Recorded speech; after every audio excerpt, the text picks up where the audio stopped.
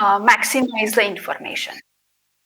So here what we do is we use attributes and so it goes with parent and child nodes. So parent node is one, and then under the child nodes we can use the attributes.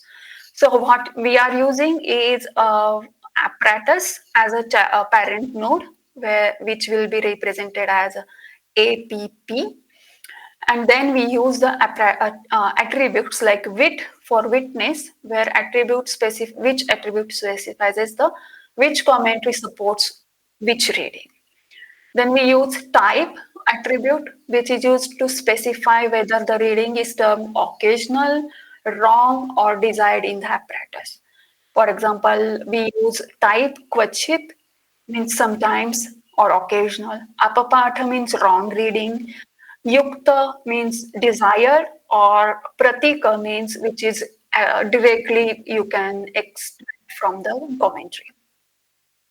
And then we use the sigla, that is called witness, a witness sigla, which is NY for Nyasa and Padamanjari PM.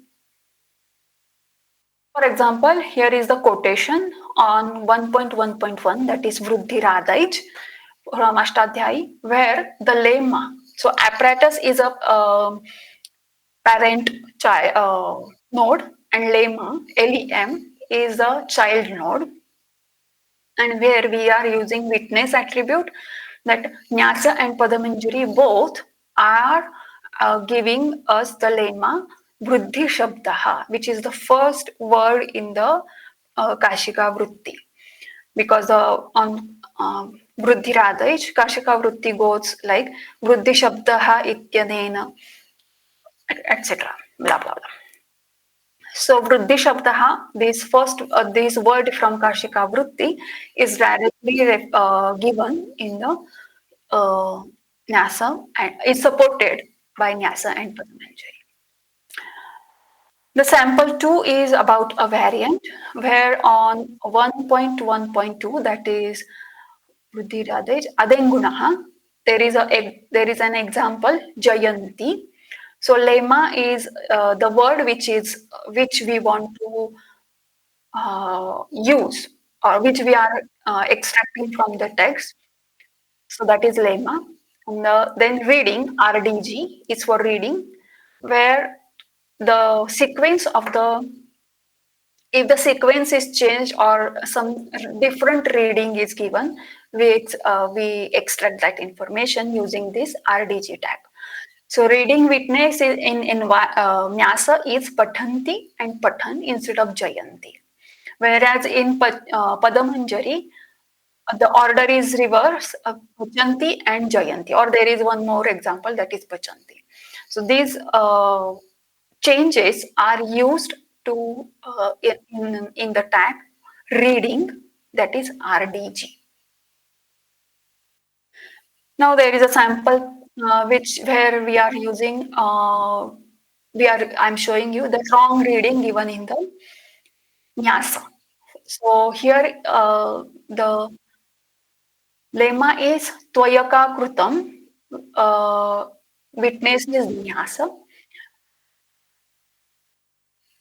No, here is. And the reading in Nyasa for Tvayaka Krutam is Apapatha Tvayaka. Tvakaya. So this is Apapatha, where you can see maybe it's a paleographical mistake or something else.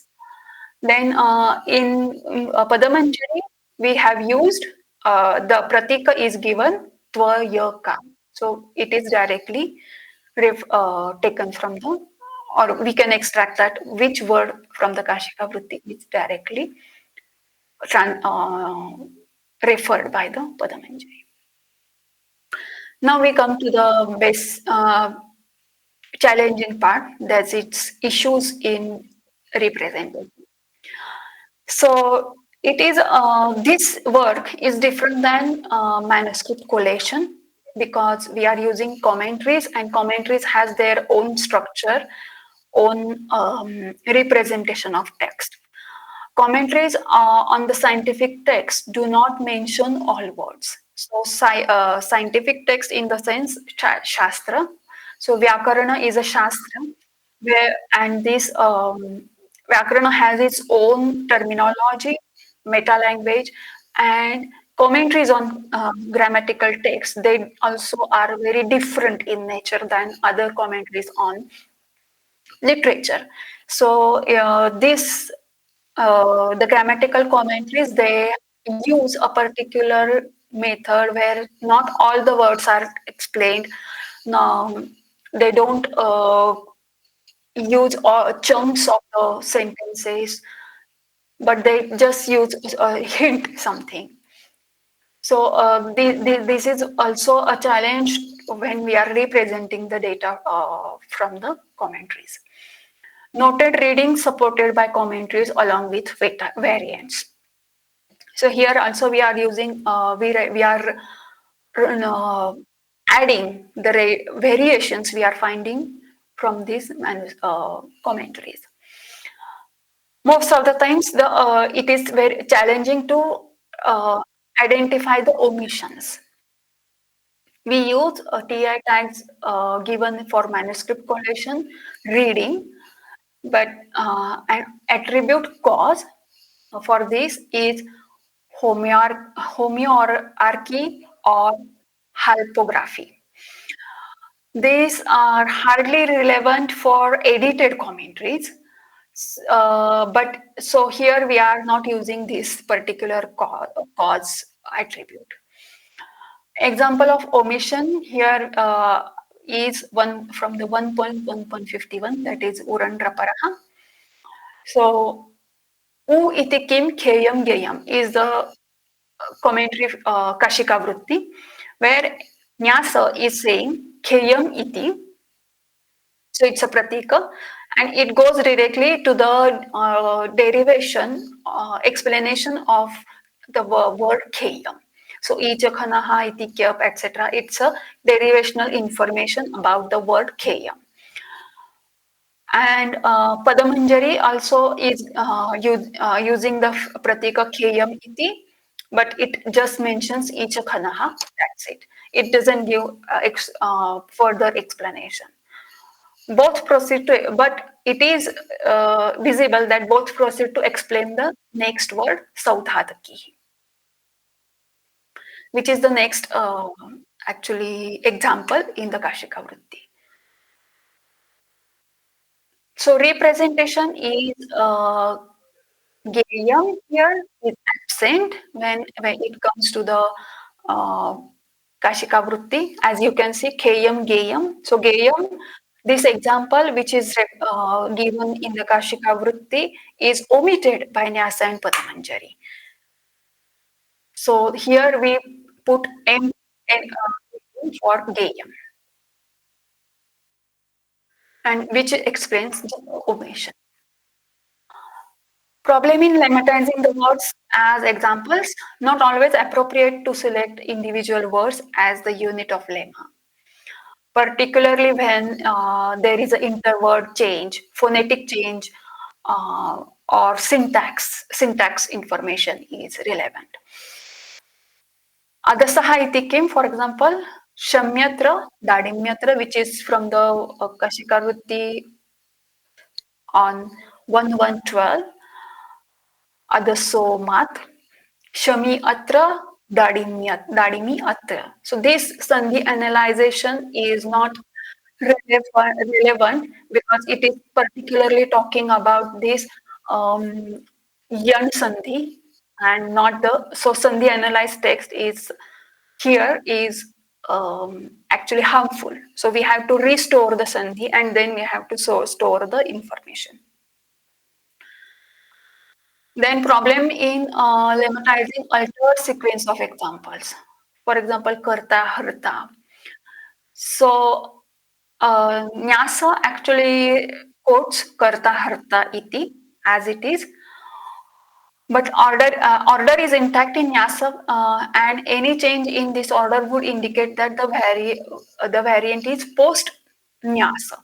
So if any manuscript is referring or presenting the information or the reading as harta karta, then it is obvious that if the manuscript is not dated, we can certainly say that this manuscript is post Nyasa, means post 8th, 9th century. So this information, which is very valuable when we are making a critical edition, this type of comment, extracting information from the commentary is valuable, or it plays a very strong role in dating or arranging the critical apparatus. In many cases, it is simpler and more comprehensible to annotate whole sentence as a single unit. These are the problems when we have to decide how to represent the text.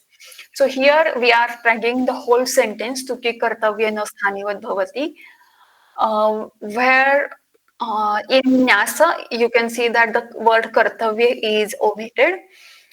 Tuki na sthanivat bhavati is that's what Nyasa gives the reading. So here three ways to represent this variant is that we can take kartavya and we show that it is omitted, or we can annotate tuki kartavya and we just say tuki as represented in Nyasa, or we can take whole sentence tuki kartavya na sthani bhavati and present reading as tuki na sthani bhavati as an entire statement. So here we have chosen the third option, that is representing the whole sentence, because in that way it is easy to comprehend, and rather than making it like tuki kartavya or omission of kartavya. Also, it allows us to see how many words directly can be extracted from the Kasikavr tti in the comment Nyasa. Difference in order is one kind of challenge, because it is always difficult to think like how to represent individual representation or whole representation or partial or whole. So here we have three examples in Kashika 1147 rule, Virunadhi, Munchati and Payansi. So whereas in Nyasa the order is different, Munchati, Payansi and Runadhi, where we have variation also, that it has omitted the pre-verb. So change in order and absence of pre-verb, these are the two levels of variance we can see. So here we have already, as before, we have chosen the whole chunk and represented the examples from the Nyasa. Inferring readings from the explanations, not directly mentioned but inferred from the discussion. So sometimes pratika is given and then they go on with skipping until they mention the another pratika. But in that we have already seen that some other discussion from the commentary is already discussed in the or explained in the from the Kasikavr tti main text is already discussed in the commentary. So that scenario or that situation, we call it as indirect information or about the text. So for example, in Ashtadhyayi 1363 rule, Pratyayavat Kruyon Prayogasya, here on this rule we have two examples, Ikshan Chakre and Ihan Chakre. So here Nyasa comments Ikshan Chakre Ityadi. So they mention Ityadi and they go on. So it talks about the derivation about Ikshan Chakre, and then it goes to the third example, you can see, which is highlighted with the red ink, Uha Vitarke, which is actually the third example, Uhan Chakre from the Kasikavr tti. So it is inferred that Nyasa has, in front of Nyasa, there were three examples: Ikshan Chakre, Ihan Chakre, and Uhan Chakre. So, this is a inferred information which we can tag, and we can represent it as Ihan Chakre, Uhan Chakre in Pratika.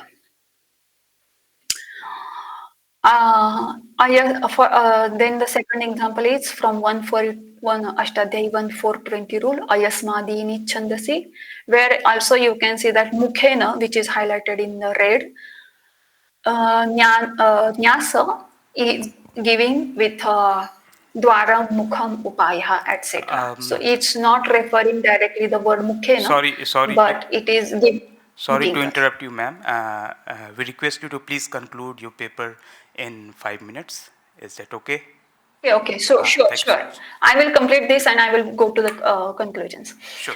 Then possible readings received from the Nyasa Padamanjari is about Bhasavnya Padadikare Vidhana Tena Dwarena Sadhutvam Ayasmayadina Vidhiyate.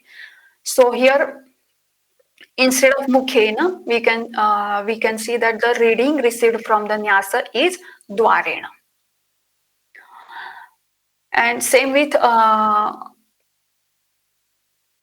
Padamanjari, you can see that Nyasa Padamanjari have not received the word Mukhena, but they have received the word reading Dwarena. So we are using it as a variant from the Nyasa and Padamanjari for word Mukhena as Dwarena. Then there are certain mistakes also done in the commentaries. So we also mention them. Then discrepancies in quotations within different sections of the same commentaries. That is also one of the challenges. And then we have to choose certain different methods to explain these. So sample result, in a way, what we can achieve from this is how many times particular commentary is agreeing with the basic text. So Nyasa, when we have the sample result about 1.3, that is the third subsection of the Ashtadhyayi in the first chapter, that Nyasa agrees with the base text 227 times, whereas Padamanjari agrees with the base text for 131 times. Nyasa and Padamanjari, they share same reading that is similar to the base text is 155 times. So these are the sample studies or sample, what you can say, the information you can get from by tagging making this type of tagging. The issues discussed in the demonstrate the depth of understanding required to determine what each commentator must have received and the care required to represent the information accurately. The method of preparing a critical apparatus of readings of the Kasikavr tti attested in the Nyasa and Padamanjari described above provides a reliable and well-structured database of valuable information about the text of the Kasikavr tti and its historical transmission that both human and machine readable. That is both. This database will serve as a valuable resource for producing a critical edition of the Kasikavr tti. The results of this project will also reveal the textual history of Kasikavr tti between 8th to 9th century to 13th century and the more recent dates of the extant manuscript of the text. The database will permit one to determine systematically how much of the text of the KV, means Kasikavr tti, was known to each of the commentaries.